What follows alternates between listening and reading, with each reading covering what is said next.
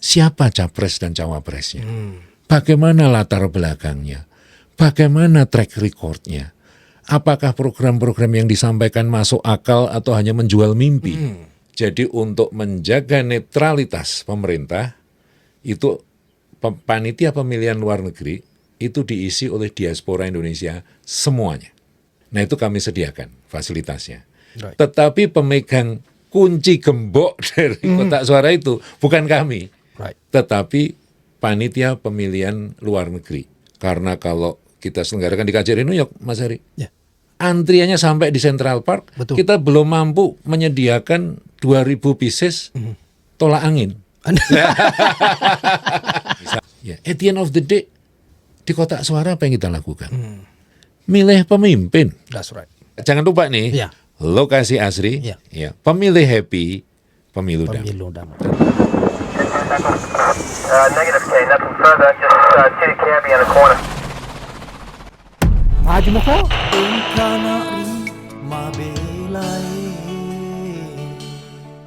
Konsul Jenderal Republik Indonesia New York, Bapak Winanto Adi. Terima kasih dan selamat datang kembali di podcast Perantau Pak Win. Terima kasih Mas Hari. Good to see you again. Ini setelah setahun ini Pak Win duduk di kursi yang sama nih. Sudah setahun ternyata cepat sekali. Cepat betul. Cepat sekali. Yang setahun ini bagaimana ini Pak? Buat saya luar biasa.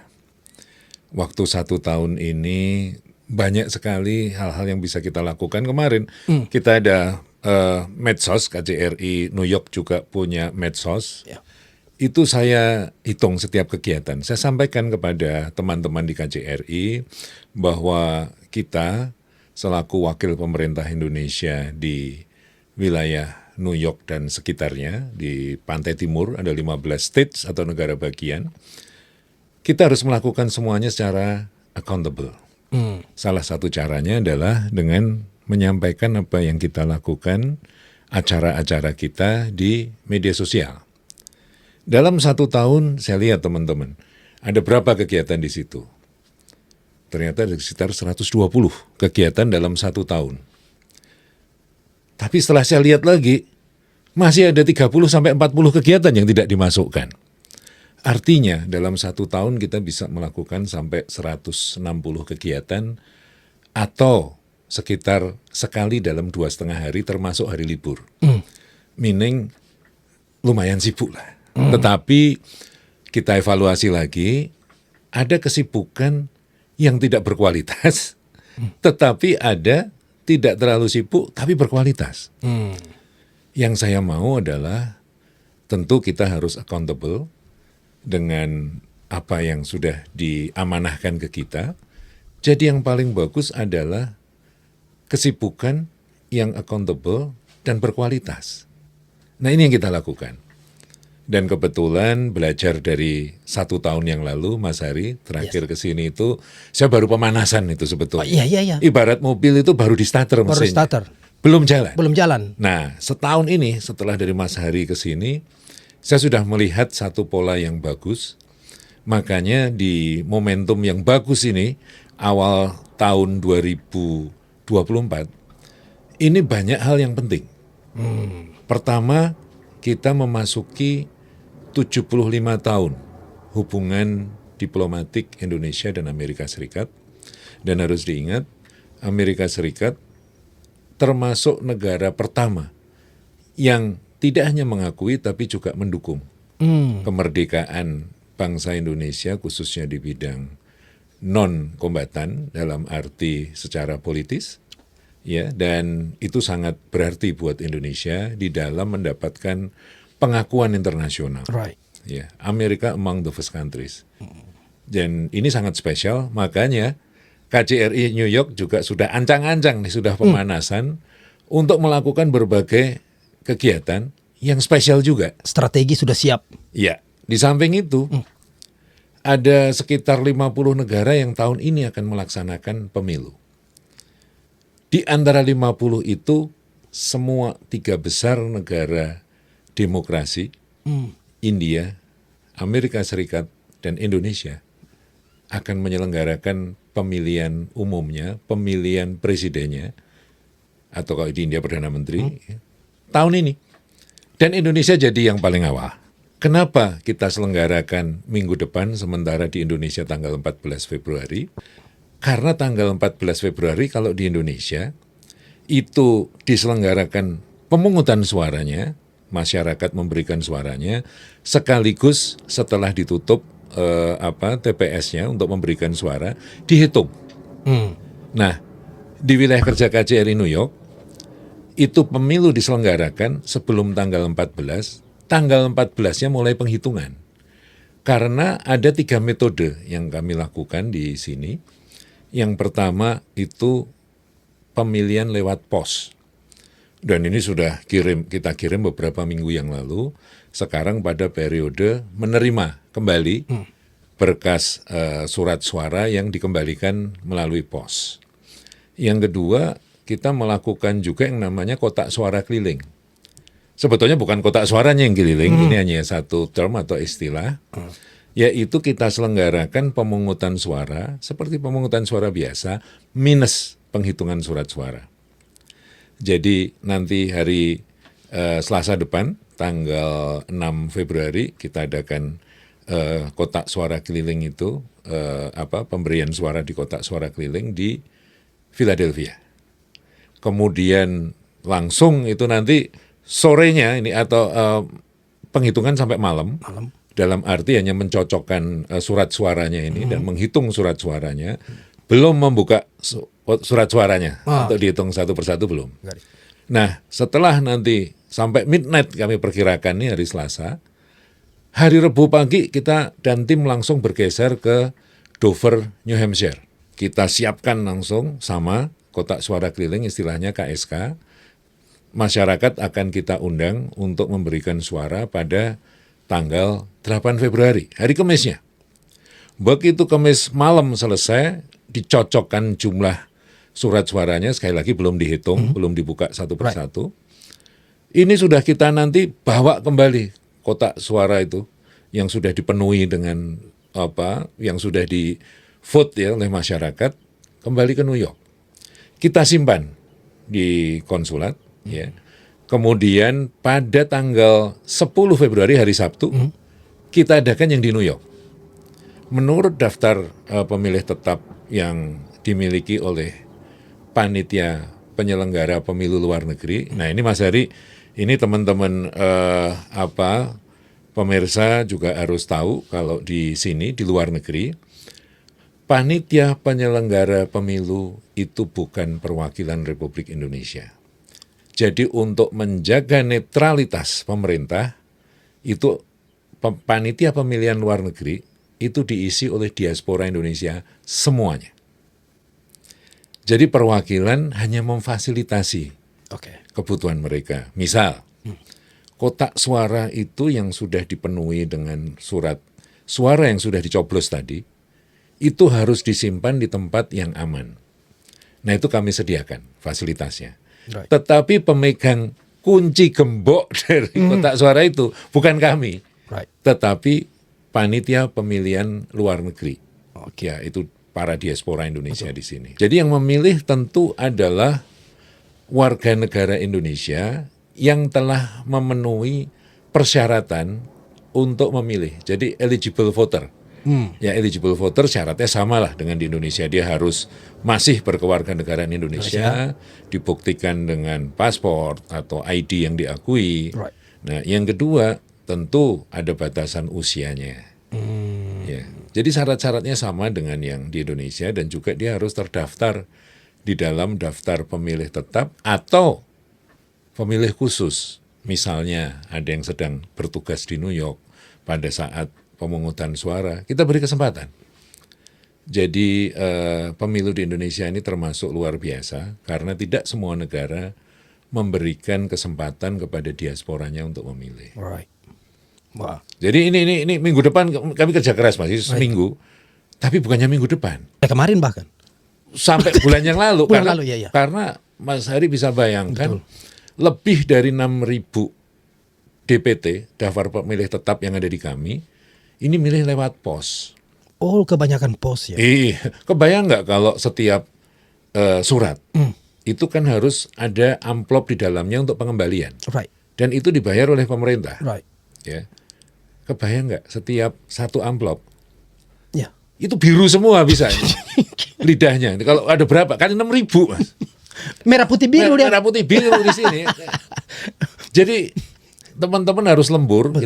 Kita support juga PPLN kalau hanya mereka mungkin kewalahan juga. Jadi kami kerahkan staf untuk mendukung kalau mereka membutuhkan bantuan kita. Jadi sekali lagi tugas perwakilan termasuk KJRI New York adalah memberikan dukungan.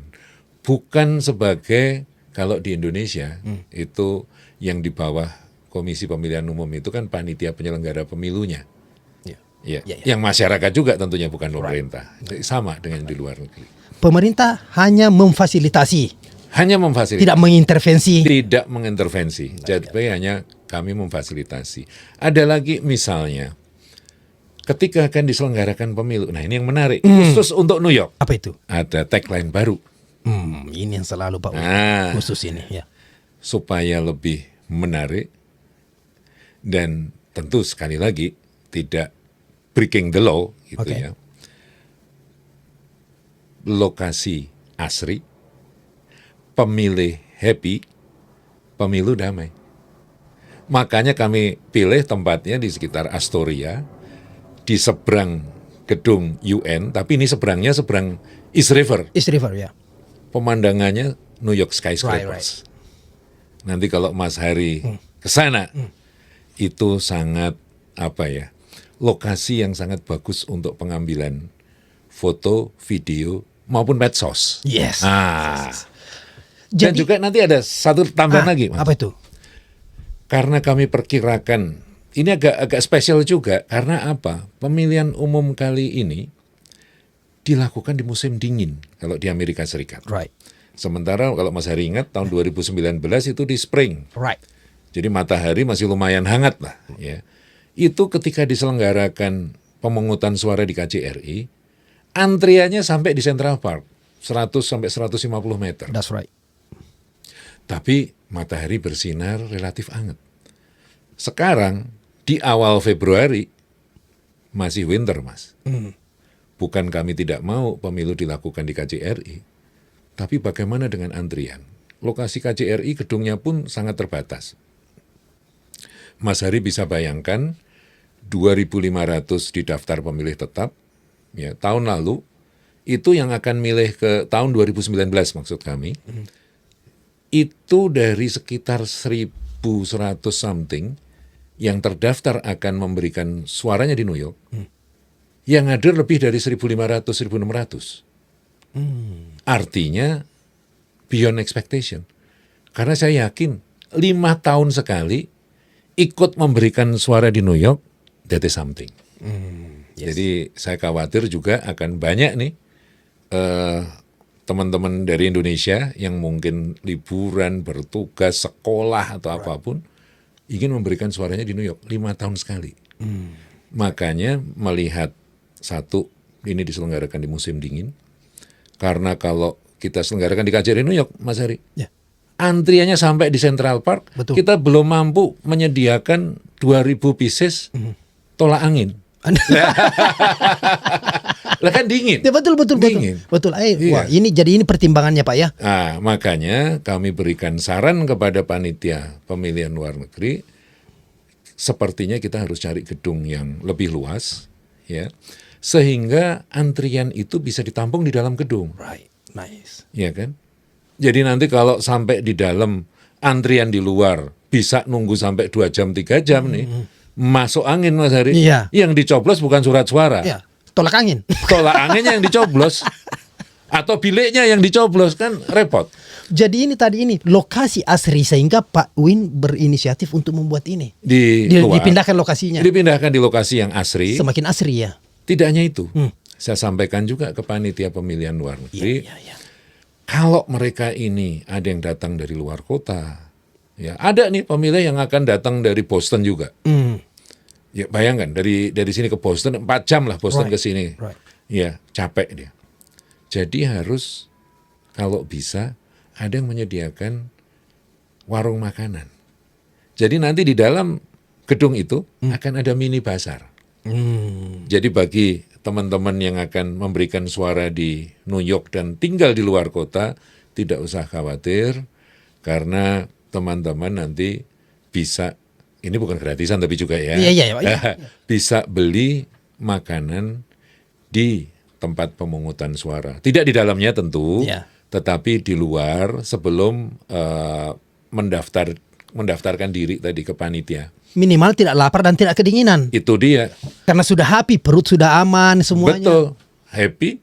Begitu nanti sudah selesai memberikan suaranya, dia keluar.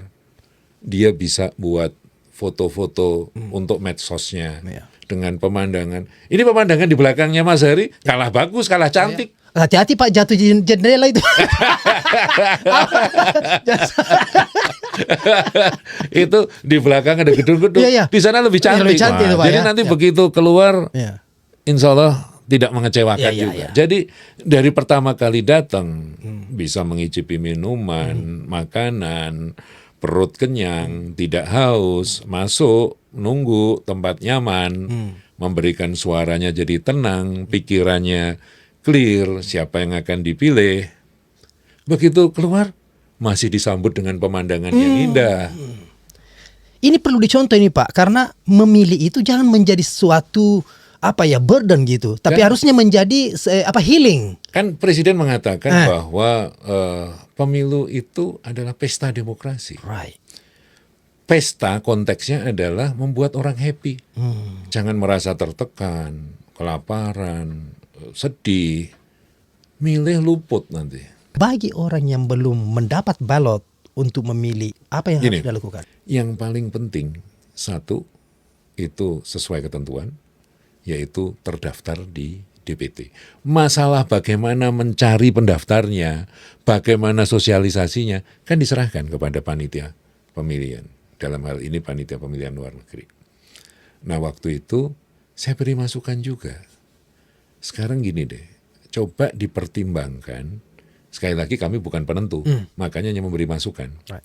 Coba dipertimbangkan, komunikasikan dengan Kementerian Hukum dan HAM tentang data masyarakat Indonesia yang ada di wilayah kerja KJRI New York yang sudah melakukan daftar diri. Itu banyak Mas, di wilayah kerja kami ada 32.000 lebih. Tetapi yang eligible to vote pastilah akan di bawah itu. Lebih kurang. Ya, kurang lagi dari situ. Tetapi kalau dilihat lagi, hanya yang aktif mendaftar jauh lebih kurang dari Exactly. itu. Itu dia Pak. Nah, ini satu hal lagi. Terus terang, ya ini nature kita mungkin ya. Kalau disuruh melakukan kewajibannya, agak susah. Begitu sudah haknya, nuntut. Nuntutnya nggak berhenti. Iya kan? Kalau perlu demo. Itu dia. Itu kan yang terjadi. Yes. Gitu loh. Makanya bagaimana kalau bisa mempertimbangkan orang-orang yang sudah melakukan daftar diri yang masih warga negara Indonesia. Kalau di luar kan banyak statusnya. Yes. Ada yang WNI, tergantung visa kunjungan, visa mahasiswa atau apa. Ada lagi WNI yang sudah memiliki green card atau izin tinggal tetap. Ada lagi ex-WNI yang sudah jadi warga negara Amerika. Nah, tolong konsultasikan. Akhirnya yang ada di daftar pemilih tetapnya bertambah. Ada tuh Mas, yang lapor langsung kepada pimpinan yang lebih tinggi dari saya. Gitu. Kok saya belum daftar, ini kok sudah ditutup? Lah, kan sudah diumumkan berkali-kali, disosialisasikan berkali-kali. Right. Saya tanya, dulu pernah lapor diri? Pernah. Coba hubungi panitia pemilihan luar negeri. Ada namanya. Karena tadi ternyata panitia pemilu luar negeri menerima saran saya, melakukan konsultasi dengan Kemenkumham, kemudian memasukkan warga negara Indonesia yang sudah lapor diri dan eligible to vote. Meskipun tidak register. Meskipun tidak register. Nah itu dia pertanyaan saya Pak. Kalau dulu sih nggak register tapi tetap dapat. Maksudnya surat itu. Padahal aturannya kan harusnya dia register. Harusnya register. Nah, kan ada namanya DPT online kalau nggak salah .co.id atau apa ya, saya lupa. Ada di medsosnya PPLN ada. Itu bisa dicari. Dasarnya adalah nama sama ID. ID-nya bisa dua, bisa nomor induk kepegawaian, nomor induk kependudukan ya yang ada di KTP atau dengan paspor ketika ada di luar negeri. Itu bisa dicari. Ada atau enggak? Itu yang tadi saya sampaikan. Tapi kalau umpamanya dia ragu Pak, dia boleh ke TPS just to check bahwa apakah saya bisa memilih atau tidak. Lebih baik jangan ke TPS, tetapi ke online tadi. Telepon dulu. Ini kita udah bagus Betul, sistemnya. betul, ya. Jadi yang terregister eligible to vote itu bisa dicari namanya. Pasti ada di situ. Ya, Dan kalau ada berarti dia boleh ke sana. Boleh. Oh, oke. Itu yang dengan membawa ID tentu. ID ya. Ya, Paspor ya Pak ya. Ya, tapi ada pembedaannya. Maka di sini kan ada daftar pemilih tetap, ada daftar pemilih khusus. Yang tadi saya nggak daftar di sini, tapi saya kan tugas ke sini, gitu loh. Pada hari H pencoblosan, ya, saya terdaftarnya di Kampung Melayu misalnya di Jakarta, gitu. Tapi di hari H ternyata saya mendapat tugas Di New York. di New York. Kalau dia membawa surat penugasan itu, ya, terus ada surat pengantar dari panitia pemilih setempat, dia masuk ke yang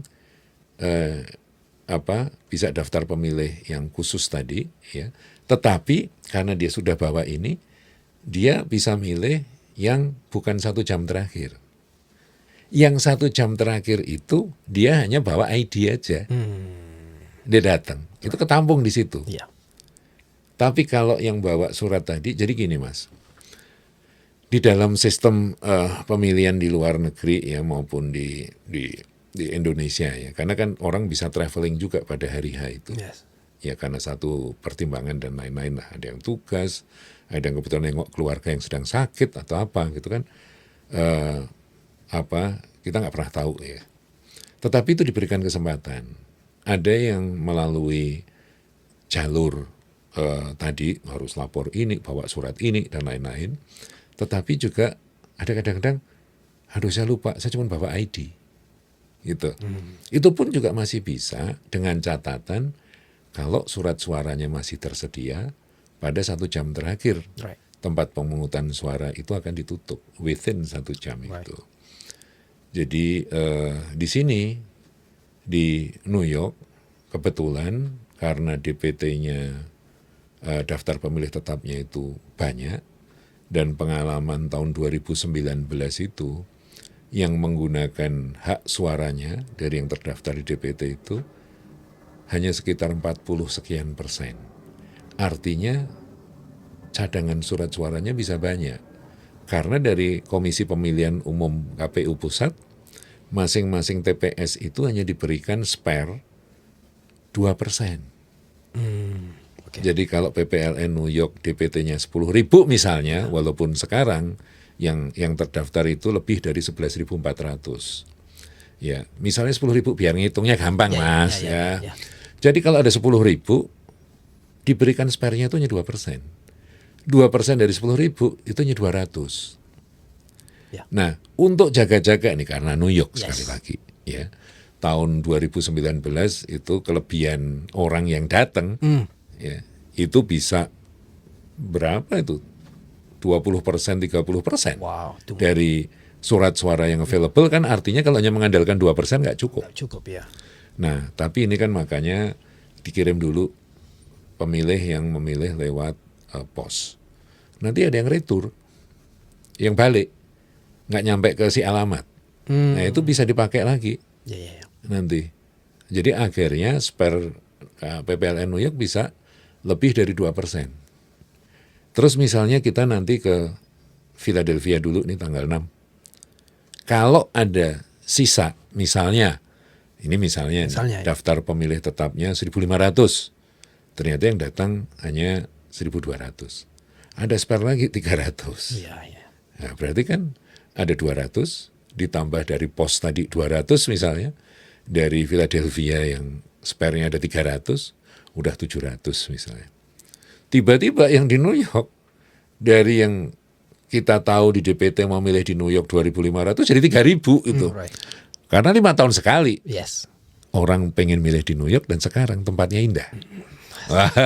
Ini teman-teman kepikiran Mas. Betul, ya. Pak, kalau ada paket umroh kenapa kita nggak sediain paket pemilu Pak? Iya, mantap nih. Pak Win boleh tan. Jadi di Philadelphia tanggal 6. Tanggal 6. New Hampshire tanggal 8. Betul. New York tanggal 10. Yes. Jadi Dan total penghitungan ya. itu mulai tanggal 14, 14. sesuai dengan tanggal pemilu di Indonesia. That's right. Ada tapinya, Mas. Ini yang tapinya penting nih. Tapi selalu penting, Mas. Ya cerita panjang lebar, tapi nah itu yang ditunggu. Apa itu? Jadi gini, penghitungan itu kan tanggal 14. Coba kita pikirin.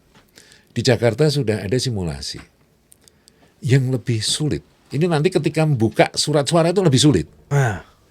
Kalau prosesi nyoblos cepet, Mas. Ya cepat ya, betul. Datang, dicek suara ada, kasih nomor antrean, dipanggil, terus sebelum masuk nih, dibuka dulu nih ke saksi-saksi, nggak ada lubang, masih utuh, oke dilipat, masuk ke bilik suara, nyoblos, lipat-lipat, ini 2, masukin cat, tinta, udah selesai.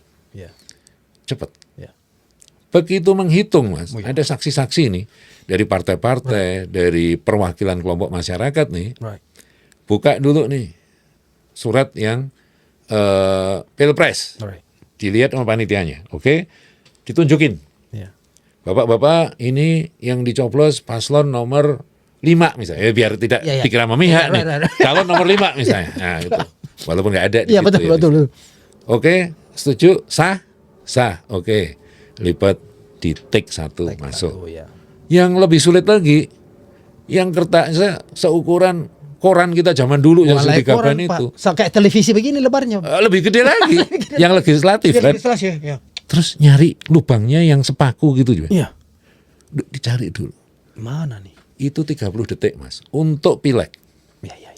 Ya, belum lagi presidennya. Kalau presiden kan lebih kecil tuh. Right. Ya, katakanlah separuhnya. Ya. Jadi 1 buka nih. Setuju, lipat lagi, masukin. Itu 40 sampai 50 detik, Mas. 1 surat suara. Itu kalau cepat. Itu kalau cepat. Nggak ada yang protes nih. Nggak bisa nih. Ini gini, nggak bisa nih. Ini kan karena pas di tengah nih.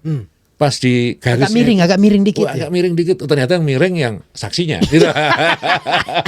Ya. Jadi, Betul. Jadi, loh, ini kan kadang-kadang debat. Jadi ini kalau lancar nih, Mas.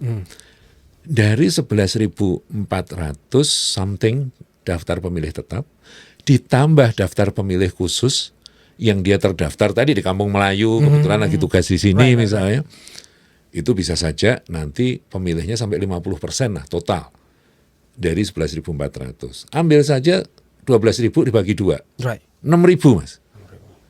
Kalau ini setiap ini 50 detik, loh karena panitia perlu minum, perlu istirahat, right. gitu. Hitung aja setiap 1 set nih, Betul. ya, Understand. itu 50 detik kali 6.000, Mas. Itu ada 6.000 tadi. Kalau 10 detik saja 60.000 detik. Kalau 50 detik dikali 5, Mas. Ada 300.000 detik. Saya nggak tahu kecuali pakai kalkulator itu berapa hari. Nah ini yang tidak ditahu prosesnya orang-orang nih. Itu dia. Kok lama ini? Di Amerika katanya langsung over. Iya kan lain dia punya. Lain. Itu bisa seminggu, Mas. Betul. Itu bisa seminggu. Makanya saya selalu sampaikan teman-teman, walaupun tidak ada di ketentuan, ya, makan panitia itu harus cukup, istirahat pun harus cukup. Tahun 2019, berapa anggota panitia pemilihan umum yang meninggal? Iya betul. Ya kan? Ya. Nyawa nggak bisa dibalikin, hidup lagi, Mas. Takut semua nanti. Iya. Nah ini yang harus, makanya saya tekankan sama teman-teman, vitamin, berikan, daya tahan tubuh harus diperhatikan. Daya tahan tubuh itu tidak hanya asupan makanan yang bergizi, tapi juga istirahat dan lain-lain. Iya. Manusia itu unik, bukan mesin. Mesin saja tetap ada breakdown-nya kalau dipakai terus tanpa istirahat. Gitu. Ada kan masa perawatan yang mungkin bisa sebulan sekali. Gitu. Manusia pun seperti itu. Makanya dibutuhkan tadi ini pendidikan, kesehatan dan kesejahteraan itu. Iya. Masuk di situ kan? Enggak? Masuk, Butuh Mas. kan? Butuh itu. Kesehatan kan. Ya. Nah, seperti pemberian makanan bergizi, emang ada di aturan ditulis bahwa panitia pemilu makanya harus bergizi, nggak ada. Istirahat yang cukup. Jadi kadang-kadang orang itu melihat peraturan, ya, kemudian melaksanakan ketentuan. Ada yang letterlek, ada yang dilandasi dengan vested interest, atau kepentingan pribadi, ya, tetapi ada yang melihat secara objektif itu yang spiritual tadi. Spiritual. Loh, ketika panitia pemilu tidak saya kasih makan, tidak dikasih istirahat, emang melanggar ketentuan? Nggak ada tuh di ketentuan, harus istirahat 7 jam, terus kemudian makanan harus bergizi, terus makanan bergizi yang boleh dimakan salad, buahnya ini, nggak ada, Mas. Bukan hukum. Itu bukan hukum. Tapi apakah kalau tidak ada yang tertulis di hukum kita bisa seenak-enaknya? Ini kan kamu sudah digaji, disuruh kerja, ya kerja aja, selesaiin itu semua. Gitu. Nah disitulah aspek kognitif bekerja. Orang itu butuh istirahat, makanan tidak hanya mengenyangkan tapi harus bergizi, minuman juga harus cukup, gitu ya. Terus diberikan istirahat yang cukup. Kalau dipaksa terus harus bergantian, itu kan ada empati, psychological. Tetapi juga ada aspek spiritualnya. Dia kan manusia, dijaga kesehatannya, jangan sampai meninggal di dalam tugas. Emang ada pensiunnya tuh panitia pemilihan luar negeri. Kalau dia meninggal terus ada misalnya asuransi jiwanya tunjangan yang nanti yang menghidupi keluarganya, nggak ada. Nah disitulah tadi artificial intelligence nggak cukup, original intelligence. Jadi ada aspek spiritual, balik lagi, aspek psychological atau emosional tadi, dan kognitif. Mikir kalau kata Tupul, mikir. Nah. Jadi Pak, 11.400 yang terdaftar sini ya? Lebih dari 11.400. Kalau seluruh Amerika ini berapa sih yang pemilih di sini? Ketika beberapa waktu lalu kita rapat dengan para konsul jenderal dan kuasa usaha ad interim yang sekarang yang Pak pelaksana tugas duta besar di Washington DC, itu bisa dikatakan yang paling banyak DPT itu kalau tidak salah LA itu sekitar 16 ribuan, kemudian New York 11.400, yang lain-lain lebih kecil dari itu. Jadi kalau di total mungkin ada sekitar antara 50-60 ribuan yang di DPT. Ya, perkiraannya mungkin sekitar itu. Ya, yang terbesar memang di LA, kalau tidak salah sekitar 16 ribuan. 16 ribu, ya. Kemudian New York yang 11.400 something, dari situ saja sudah 27 ribu, sudah lebih dari 50%-nya. Kemudian yang ada di San Francisco, Chicago, Houston, dan DC jauh lebih kecil dari itu. Dan yang tidak ada datanya mungkin double. Kalau perkiraan saya ya, saya optimis enggak? Enggak ya? Yang tidak terdaftar lebih sedikit. Iya, tapi ada, enggak banyak. Pasti ada yang tidak terdaftar, dan yang double pasti ada juga. Masalahnya banyak atau enggak. Terus bagaimana langkah-langkah preventifnya, walaupun daftar pemilihnya double, tetapi dia hanya sekali memberikan suara. Karena terus terang, saya juga komunikasi nih dengan teman-teman, baik dari sekretariat PPLN maupun PPLN-nya. Kadang-kadang orang nulis gini, Mas, nama. Misalnya nih, Ratnasari. Dulu dia nulisnya Ratnasari nyambung. Oke, I get it. Yeah. Nah sekarang dipisah. Kalau dulu hanya surname saja, sekarang ada surname, ada last name. Surname ada first name, ada surname-nya atau last name-nya. Dulu nggak ada. Nah akhirnya itu oleh komputer bisa dicatat 2. Pikirannya orang intentional itu padahal tidak. Padahal tidak. Kalau intensional saya kok yakin ya. Saya kok yakin sebagian besar atau hampir semua panitia akan menghindari intentionally melakukan daftar pemilih ganda. Kalau saya juga percaya seperti itu, Pak. Ya, karena apa? Satu, ada ketentuan. Yang kedua, yang lebih sulit. Kalau kita punya spiritualitas tinggi, pertanggungjawaban ke Allahnya itu loh yang susah. Exactly, itu yang paling mantap. Makanya kalau kita bisa tiga-tiganya, ya, ketika kognitif, ketika ada orang berusaha ngangkangi atau cari celah peraturan, itu yang dipakai apa? Kognitif. Ya, pasti kognitifnya. Ya, dia suppress, dia tekan, psychological dan spiritualnya. Ya. Gitu. Ngakali kok, ya peraturan nggak ada. Makanya di Indonesia itu, legislasi atau pembuatan ketentuan itu jelimet. Kenapa? Karena di benak sebagian besar orang Indonesia, saya bisa katakan itu, atau rata-rata, mereka itu cenderung suka nyari celah ketentuan. Karena apa? Setiap orang tidak bisa dipercaya. Ya. Ketika logiknya setiap orang tidak bisa dipercaya, ketika membuat satu ketentuan, dia akan nyari lubang-lubangnya itu supaya ditutup semua. Ya. Which is nggak akan bisa. Ya. Yang namanya aturan manusia itu pasti ada flaw-nya, That's right. ada kekurangannya, gitu. Lah itu kan lama, Mas. Beda dulu ketika saya first posting itu di Jerman. Ketika pendapat masyarakat secara umum, setiap manusia itu bisa dipercaya. Dia tuh buat peraturan gampang dan cepat. Karena orang cenderung tidak akan make use ini untuk kepentingannya sendiri dengan cara mencari kelemahan peraturan itu.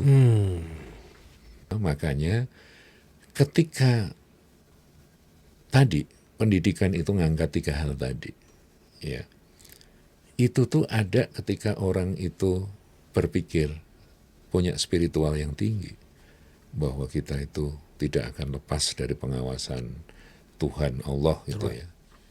Itu akan ada ada early warning lah. Jangan lakuin ini, jangan lakuin ini. Gitu. Tetapi kalau hanya dipenuhi oleh aspek kognitif misalnya, atau secara psikologis dia membutuhkan karena perutnya belum kenyang tadi misalnya, atau sudah kenyang sebetulnya, ya tapi punya kebutuhan yang lain-lain, itu nanti pasti akan nyari celah-celah itu untuk memenuhi ini karena spiritualnya rendah. My spiritual advisor ini. Kenapa? Tapi sebelumnya kita juga sudah membuat satu kegiatan yang namanya Pemilu Damai di KJRI New York. Kami bekerja sama dengan panitia pemilih luar negeri, mengundang para tokoh-tokoh masyarakat untuk sama-sama sepakat bahwa pemilihan ini harus berlangsung secara damai. Nah, kesepakatan, tekad bersama itu sangat penting, Mas. Jadi agar apa yang terjadi sebelum dan setelah pemilu 2019 tidak terjadi lagi. Ketika ada pembelahan yang luar biasa di masyarakat, ya sehingga saya dulu kan pulang dari sini bulan awal Maret ya, karena tugasnya selesai di akhir Februari. Right. Itu saya mau pulang ke Indonesia, Mas. Nervous, deg-degan. Kenapa itu? Kenapa? Dari medsos saya pikir Indonesia mau perang saudara. Wah, ini memang dahsyat. Dahsyat waktu itu kan. Ya. Tapi ternyata memang jauh dari itu, tapi dampak negatifnya hingga saat ini. Ya. Alhamdulillah so far kami pantau hal tersebut tidak terjadi. Dan memang tidak sedahsyat dulu, Pak. Betul. Walaupun pasti kita akan dapat presiden baru. Ada satu hal yang penting lagi, Mas Ari. Ini baru saya share ke Mas Ari. Ini penting ini. Ya. Saya sampaikan di Indonesia ini, kalau saya di sini ya tentu sebagai seorang kepala perwakilan, saya tentu harus melakukan tugas-tugas pemerintah yang amanah dan tanggung jawabnya itu ada batasnya. Dan dalam pemilu tentu harus netral, kita memfasilitasi agar tadi pemilu berlangsung luber, jurdil, aman, damai, accountable, ya, dan transparan. Nah, melihat medsos di Indonesia, saya itu sangat mixed feeling. Ibaratnya, pemilu di Indonesia ini seperti ketika orang akan melangsungkan pernikahan, tetapi justru kita tuh fokusnya di cari gedungnya, menghias gedungnya, konsumsinya apa, lupa mikirin pengantinnya. Apa yang saya maksud? At the end of the day, yang kita pilih adalah orang. Nanti kita akan milih satu paket presiden dan calon wakil presiden ditambah anggota parlemen. Tapi yang terjadi hiruk pikuknya justru bukan di situ. Hiruk pikuknya kalau di pernikahan itu ibaratnya, kita pilih gedung yang mana ya? Nanti hiasannya seperti apa ya? Model Padang, ada model Jawa, model Sunda, dan lain-lain. Konsumsinya apa ya? Lupa pengantinnya. Yang mana? Keabsahannya gimana? Ya. Terus nanti akad nikahnya di mana? Bajunya apa yang akan dipakai? Tapi yang lebih penting orangnya, siapa? Ya kita sibuk ngurusi gedungnya. Maksud saya adalah terkait masalah hingar-bingar politik yang macam-macam lah gitu. Tetapi bagaimana dengan orang yang akan kita pilih, infonya nggak banyak. Padahal yang paling penting ketika di dalam pernikahan, satu, itu adalah orangnya. Dua, itu adalah keabsahannya. Partinya, itu sebetulnya hanya deklarasinya. Nah ini kita hingar-bingarnya justru di luar itu. Bagus kalau kita mikirkan semuanya, bagus. Ya, oke, ada kekhawatiran ini, ada kekhawatiran itu, ada yang seperti ini, seperti itu, ngecap macam-macam lah gitu. Tetapi belajar nggak kita? Siapa capres dan cawapresnya? Bagaimana latar belakangnya? Bagaimana track recordnya? Apakah program-program yang disampaikan masuk akal atau hanya menjual mimpi? Ya. Ketika mereka dulu sebagai pejabat publik misalnya, ya, apa yang dia lakukan? Sesuai nggak dengan yang dia janjikan sebelumnya, yang dia lakukan? Itu yang lebih penting. Track record. Ya, tidak hanya track record. Apalagi itu? Kurikulum vitae. Ya. CV. Ya, kemudian track record, pasti itu. Kemudian kita bandingkan lagi dengan janjinya. Dulu kalau saya ketika kampanye nih, kalau ini kampanye kepala sekolah nih, kalau saya pilih jadi kepala sekolah nih, 1/3 dari halaman akan saya tanami tanaman besar supaya rimbun. Right. Jadi ketika anak-anak istirahat belajar mendapat inspirasi, tidak kepanasan, banyak oksigen. Nah, begitu ternyata saya kepilih jadi kepala sekolah. Terpilih? Nah, ada pohonnya tapi pohon pot. Gitu loh. Ya, Iya. maksudnya ya benar pohon. Pohon tapi Tapi kan nggak sesuai dengan yang dijanjikan. hanya untuk ayam. Ya. Itu yang saya maksud. Tapi kita salah fokus nih. Iya. Hingar-bingarnya ini yang justru sehingga lupa sama pengantinnya. Satu hal lagi yang menarik. Ini satu-satu tapi banyak kalau dikumpulkan sebetulnya. Justru yang begitu yang penting, Pak. Nah, tantangan dari setiap pemilu, 3 pemilu terakhir sangat berbeda. Ketika tahun 2014, medsos belum marak. Right. Ya, di tahun 2019, medsos Ya. sudah sangat berpengaruh. Tidak hanya di Indonesia, 2016 pemilu di Amerika pun medsos sangat berpengaruh. Kemudian jalanlah waktu. Sekarang 2024. Right. Tidak hanya medsos. Eh. AI. Ya. Artificial Intelligence masuk di dalam komponen di dalamnya. Kalau kita ketinggalan terus, itu kita akan jadi objek, bukan subjek lagi. Tapi kalau saya boleh tekankan, OI lebih penting. OI Nah, tahu nggak Mas Hari OI? belum. Original Intelligence. Original intelligence. Kognitif manusia, Right. ditambah emosi manusia, perasaan, ditambah spiritual manusia. Ini Itu sesuatu OI. yang membedakan. Itu OI. Itu OI. Ya. AI pun belum tentu bisa bersaing dengan AI yang lain. Tahu nggak apa? Apa itu? Animal instinct. Wah, Lah, kalau intelijen artificial, Pak? makanya manusia jangan mau jadi IA. Ah, Intelijennya artifisial. artificial itu dia. Belum banyak dipakai. Itu dia saya bilang. itu Kebalik. dia. Itu yang dikalahkan oleh AI. Tetapi AI hingga saat ini saya katakan nanti lama-lama apakah manusia menjadi tidak relevan? Justru manusia itu relevan sepanjang kita bisa mengontrol artificial intelligence yang diciptakan sendiri. Ini justru agak bahaya, enggak setengah mati dikontrol, Pak. Bagaimana menurut Bapak? Nah, ini dari apa yang saya baca. Karena memang saya sendiri tidak mendalami bidang itu, tetapi saya lebih senang pakai OI tadi, original intelligence kita. Tentunya ada hal-hal yang imajinasi manusia itu kan luar biasa. Kita sama-sama punya kepala yang sama nih Mas Hari dan saya. Tapi isi di dalamnya kan beda. Isi dalam hari ini brain, otak itu ya nanti akan terekspresi pada kata-kata dan perbuatan beda-beda. Right. Kepala kita sama, Mas. Sama, Pak. Tapi kita disuruh bikin roket aja nggak bisa. Right. Jangankan roket, kroket aja nggak bisa buat kita. Roket ya. Ya kan? Betul. Tapi orang yang membuat stasiun ruang angkasa, Right. membuat roket, membuat artificial intelligence, kepalanya rata-rata nggak lebih gede dari kita banyak, Mas. Beda sedikit. Volume otaknya pun kurang lebih sama. Ya. Banyak yang kepalanya kecil, lebih kecil.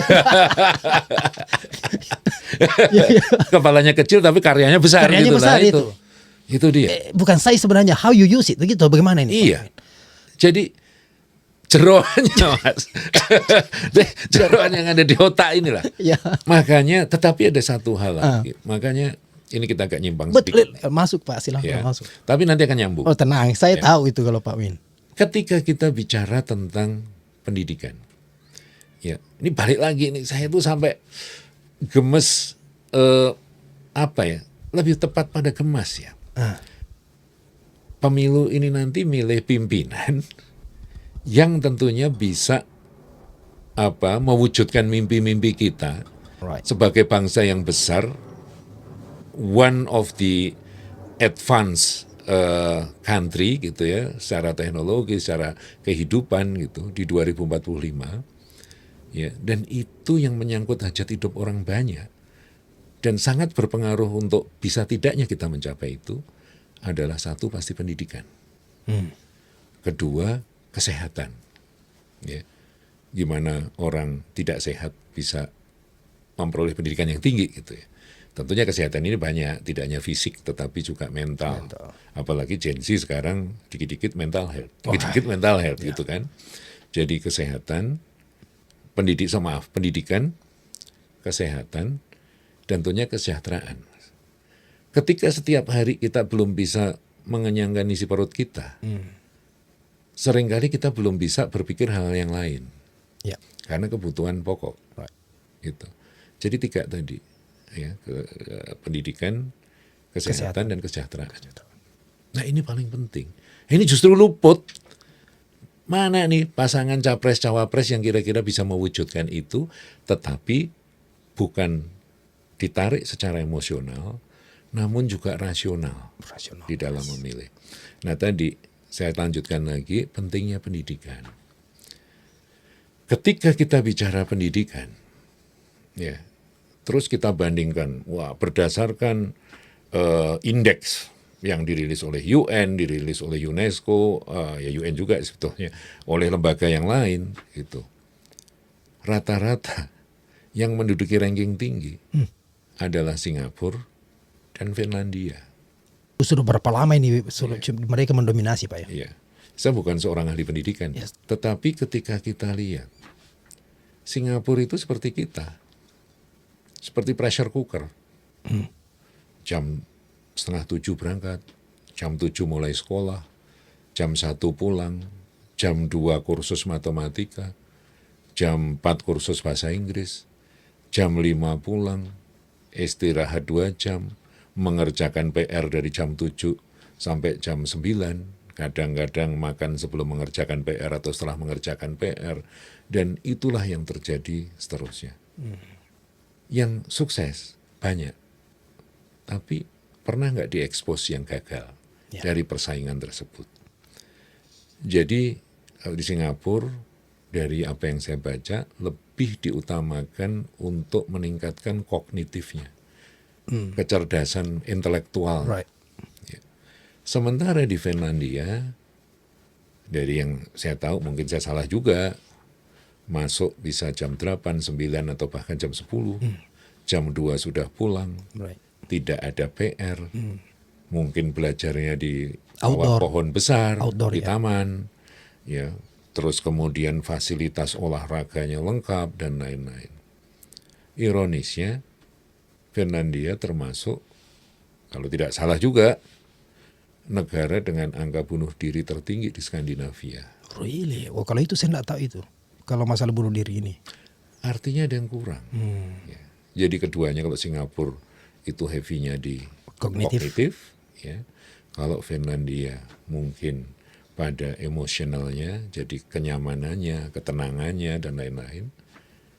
Tapi sekali lagi, di dunia apapun, pasti ada the winner, the victor, yang menang, tapi ada yang kalah. Nah, seberapa besar impact dari sistem itu kepada yang kalah? Ya mungkin kalau tadi saya contohkan bisa bunuh diri.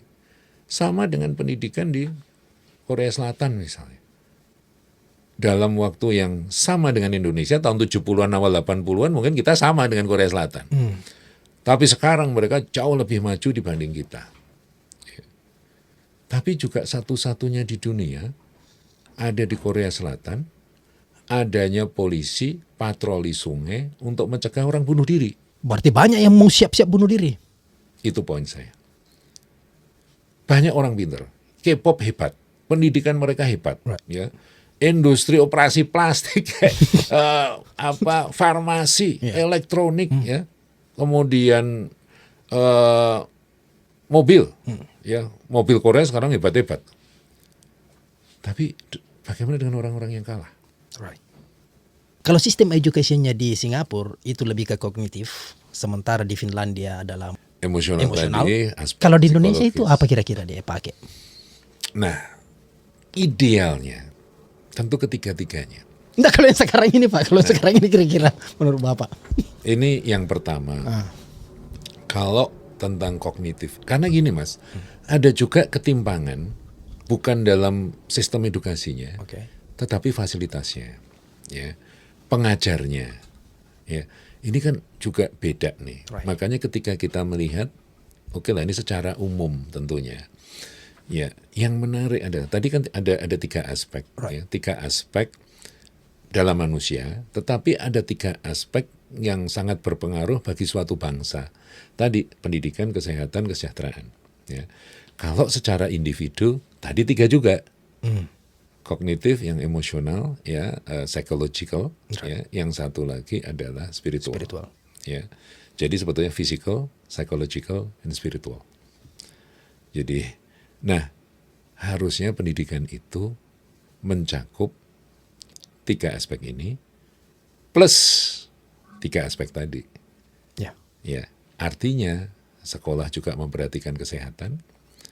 Dan pemerintah juga sudah bagus dengan semakin meningkatnya kualitas namanya universal healthcare, atau kalau di Indonesia itu yang jaminan sosial, BPJS kesehatan.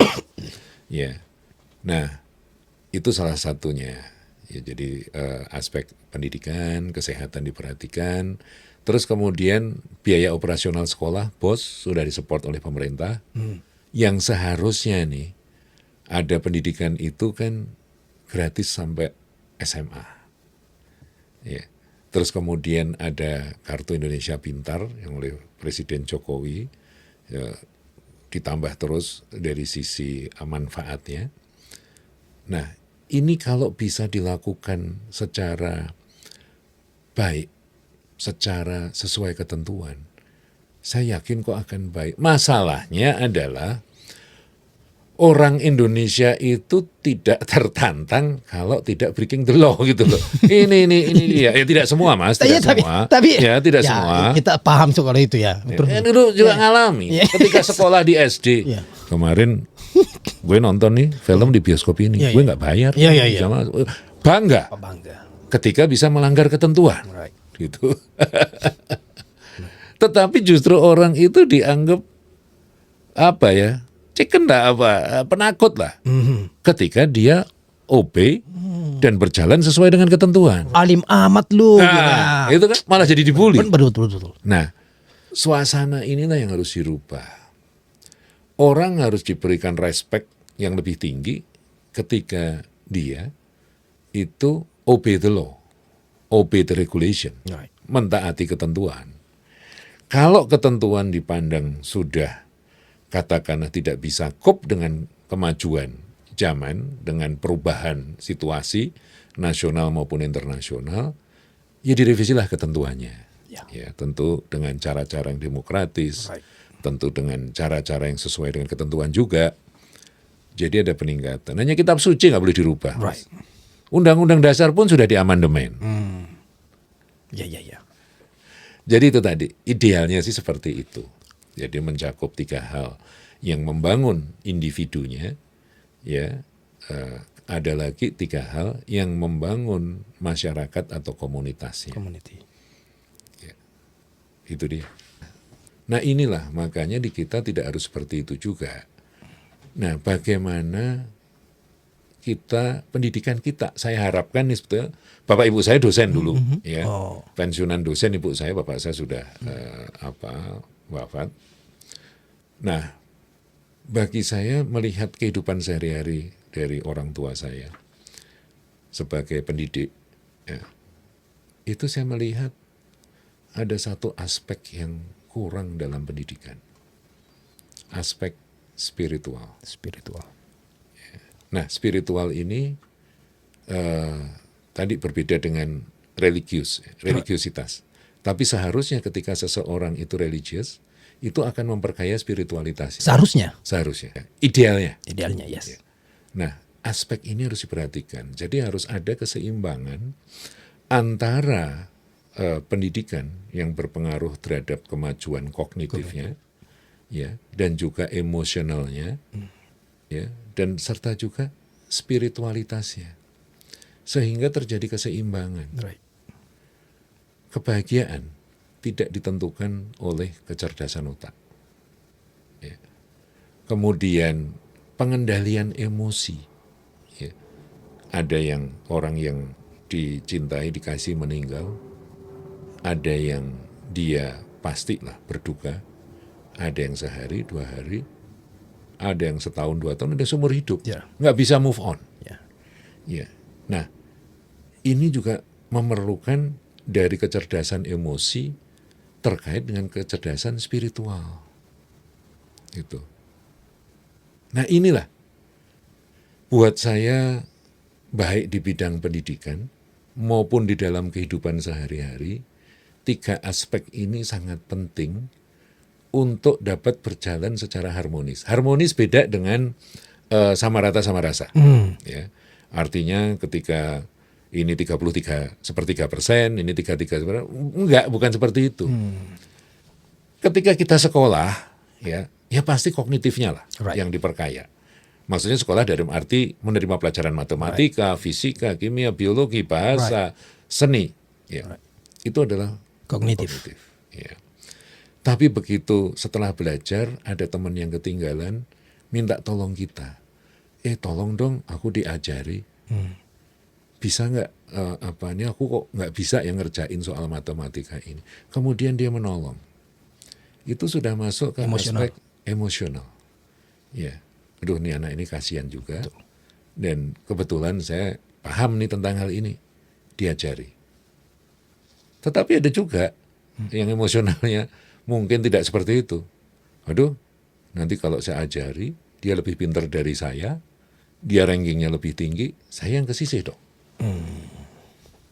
Nah itu sudah masuk ke sedikit ke spiritualitas. Walaupun itu masih emosional, ego yang bicara di situ. Tetapi kalau kita ada teman, kita bantu dia sehingga dia bisa tidak tinggal kelas, nilainya bagus, orang tuanya senang, akhirnya mudah-mudahan keluarga itu menjadi lebih bahagia. Itu sudah masuk ke spiritualitas. Tidak hanya emosionalitas. Right. Nah inilah, aspek-aspek inilah yang penting buat saya di dalam dunia pendidikan, karena di sini adalah karakter building. Right. Bukan hanya mencetak manusia-manusia yang cerdas, tetapi juga membangun karakter. Sekarang ini Mas, di Indonesia pun kalau ada anak-anak milenial Gen Z kumpul Mas, ya 50 orang misalnya Mas Hari lempar kerikil aja, kena salah satu kepala dari anak itu. Ya. Pinter Mas mereka. Maksudnya pintar, Pak? Loh, anak-anak sekarang ini pinter-pinter. Ya, karena gizinya pasti lebih baik dibanding zaman-zaman kita dulu ketika kita balita. Ya kan? Ya. Pinter-pinter. Tapi mencari orang yang pinter dan punya karakter yang baik, bisa saja tidak satu pun dari 50 itu. Ya. Itu poinnya tadi ini. That is my point. Gitu. Dan itu tentunya tidak hanya cerdas di sekolah, begitu keluar jadi bodoh secara emosional dan spiritual gitu. Tentunya the whole life. Baik di sekolah, karena manusia ini kan multi capacity. Right. Ketika kita masih kecil, ya kita sebagai anak yang terima apa saja yang diberitahu orang tua, yang diberikan oleh orang tua. Masuk sekolah, kita punya kapasitas yang berbeda. Kalau di rumah sebagai anak, di sekolah jadi siswa. Ketika seseorang ditunjuk sebagai ketua kelas, nambah lagi lah peran dia, kapasitasnya sebagai ketua kelas di situ, sebagai yang dituakan di kelas.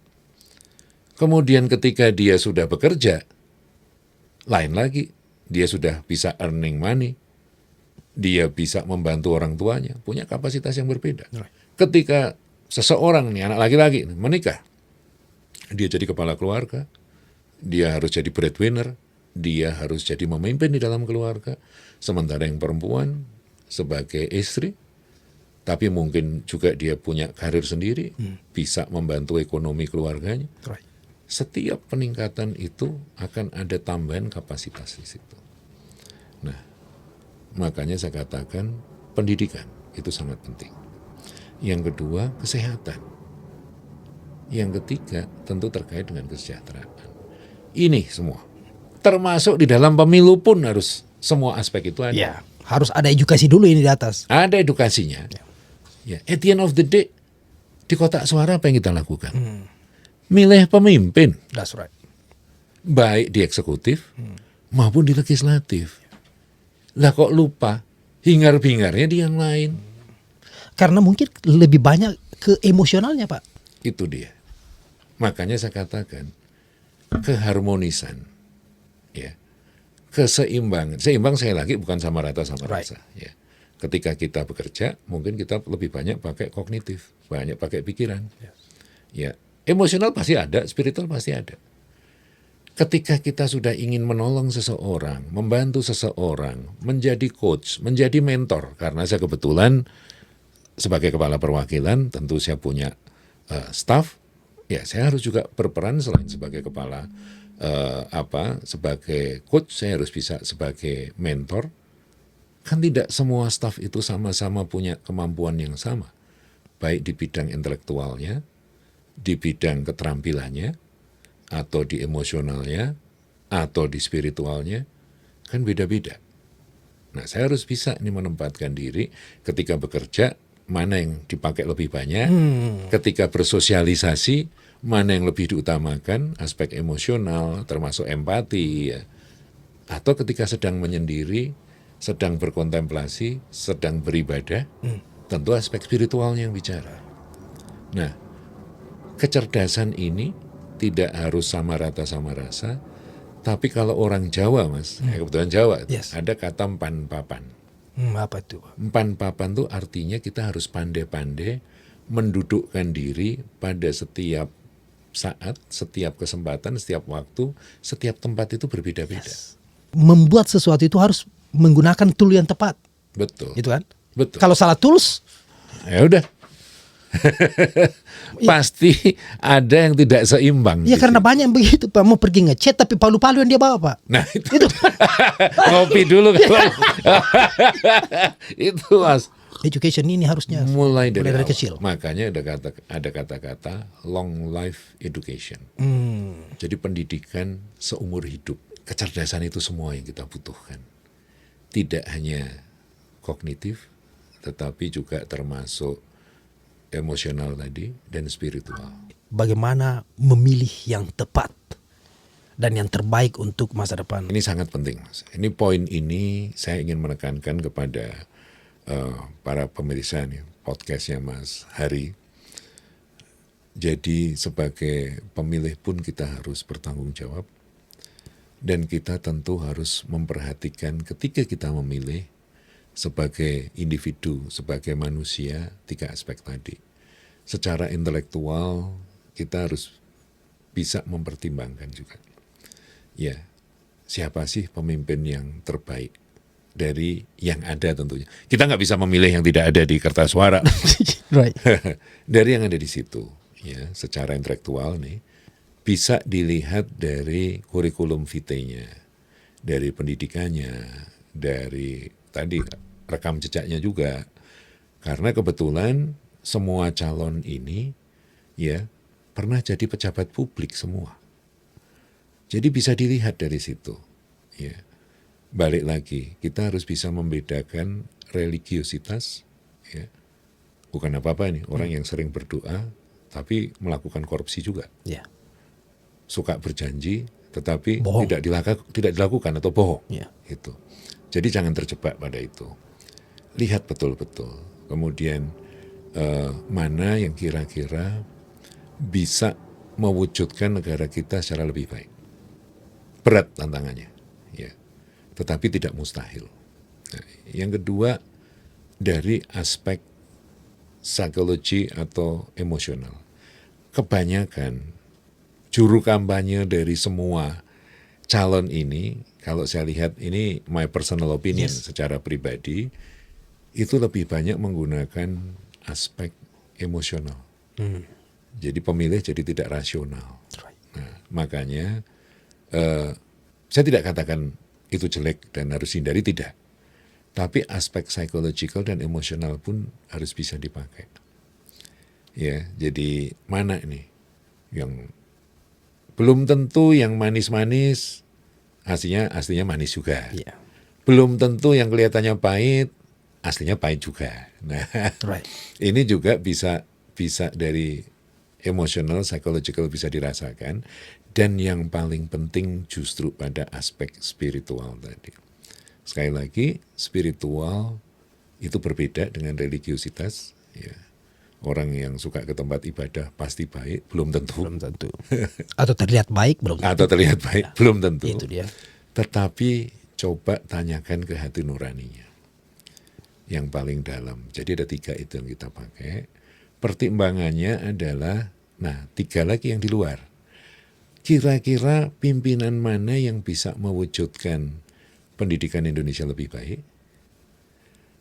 Jaminan kesehatan atau pemeliharaan kesehatan kita, masyarakat Indonesia juga lebih baik. Dan tentunya yang bisa menyejahterakan Indonesia menjadi lebih baik, yang akhirnya kita bisa semakin dekat dan mencapai Indonesia maju di tahun 2045. Dan juga yang tidak kalah pentingnya adalah lakukan tanggung jawab sebagai warga negara. Jadi jangan sampai tidak milih, apalagi tidak milih dan suka ngomporin. Nah itu, yang memecah belah. Nah itu jangan. Ya. Ya, dan setelah menunaikan tanggung jawab itu, kembalilah bersosialisasi, berteman. Yang sudah berteman jangan jadi musuhan kayak 2019 itu. Makanya kami ingin pemilu ini bisa berlangsung sesuai dengan ketentuan, ya, sesuai dengan prinsip-prinsipnya tadi, luber, jurdil, aman, transparan, accountable, damai. Ya. Dan juga mudah-mudahan dengan sebagian besar pemilih yang bertanggung jawab itu dapat membawa kepada hasil akhir pemilu, yaitu kita dapat memilih pemimpin yang baik, berkarakter tentunya, bertanggung jawab, ya, untuk memajukan bangsa dan negara kita, dan pelaksanaan pemilu itu sendiri membawa kebahagiaan instead of perpecahan. Itu harapan kami, dan itu pula yang sedang kami perjuangkan bersama-sama dengan teman-teman panitia pemilihan luar negeri dan pelaksana pemilihan luar negeri, sekaligus tidak ada gading yang tak retak. Ya. Kami juga mohon maaf di depan nih, down payment ini kalau beli mobil ini Ya, DP. DP. Tentu apa yang kita lakukan, termasuk kami sebagai supporting juga, pasti ada kekurangannya. Ya, tidak ada sesuatu itu yang sempurna kecuali ya tentu Tuhan atau Allah Subhanahu wa taala. Jadi untuk itu mohon dimaafkan kalau ada kekurangannya, dan pasti itu adalah hal yang tidak kami sengaja. Itu Mas Ari. Saya kalau bicara sama Pak Winin bisa sampai 2 hari non-stop. Tapi I understand kita cuma fokus di masalah pemilu aja kali ini. Insya Allah datang lagi Pak Win nanti ya soon. Sehari bisa datang dan nanti di yang di New York nih, Ya. yang lokasinya Asri. Jangan lupa nih, Ya. lokasi Asri, Ya. ya. Pemilih happy, pemilu damai. Pemilu damai. Nanti di sana Mas Hari, itu kita juga bisa ngobrol juga. Boleh juga itu. Karena nanti di sana juga akan disediakan satu ruangan khusus untuk tamu. Kami juga ingin mengundang pihak-pihak dari Amerika juga untuk bisa datang menyaksikan Ya. the way masyarakat Indonesia itu memilih. Ya, dan di situ juga kami berharap pada kebahagiaan juga karena teman-teman yang akan hadir bisa menikmati jajan pasar atau makanan Indonesia di situ, Ya. bisa beli minum di situ, bisa ketemu teman di situ, sekaligus bisa buat konten medsos termasuk Mas Heri. Terima kasih banyak ini Pak Win. Sama-sama. Ini mantap sekali. Belum puas saya sebenarnya, tapi ini nantilah kita mulai Pak Win ya. Siap. Terima kasih. Sukses selalu, sehat selalu, dan damai. Amin. Terima kasih Mas Heri. Durajan cirialeku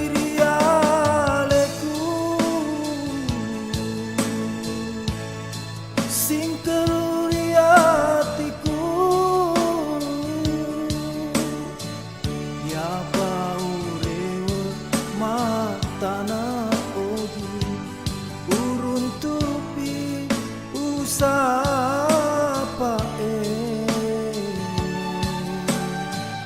Indo amo malebiku aja tak peturen marilah uriku wangi nate